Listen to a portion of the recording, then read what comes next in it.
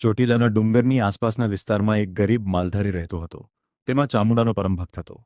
રોજ સવારે ડુંગર ચડીને માતાજીના દર્શન કરવા જવું એ એનો નિત્યક્રમ હતો. ભક્તિની કસોટી. એકવાર ભયંકર દુષ્કાળ પડ્યો. ખાવા માટે અન્ન નહોતું અને પીવા માટે પાણી નહોતું.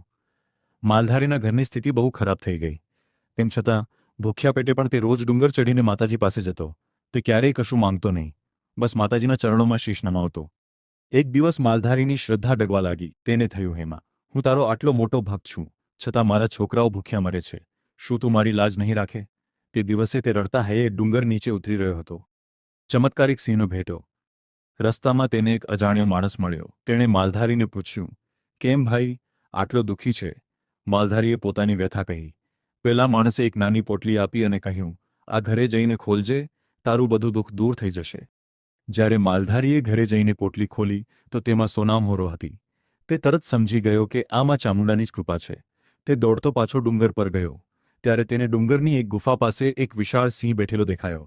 સિંહની આંખોમાં ગુસ્સો નહીં, પણ માતૃત જેવી શાંતિ હતી. લોકવાયકા એવું કહેવાય છે કે માં ચામુંડા પોતે સિંહનું રૂપ ધરીને પોતાના ભક્તોની રક્ષા કરે છે. આજે પણ ઘણા શ્રદ્ધાળુઓ માને છે કે ચોટીલાના ડુંગર પર રાત્રે સિંહના ગર્જનાનો અવાજ સંભળાય છે, જે સાક્ષાત માતાજીની હાજરીનો પુરાવો છે. બોધ. માં ચામુંડા ક્યારેય પોતાના ભક્તને નિરાધાર છોડતી નથી. ભલે ગમે તેટલી મુસીબત આવે, જો શ્રદ્ધા અડગ હોય તો માં કોઈને કોઈ સ્વરૂપે વહારે આવે જ છે.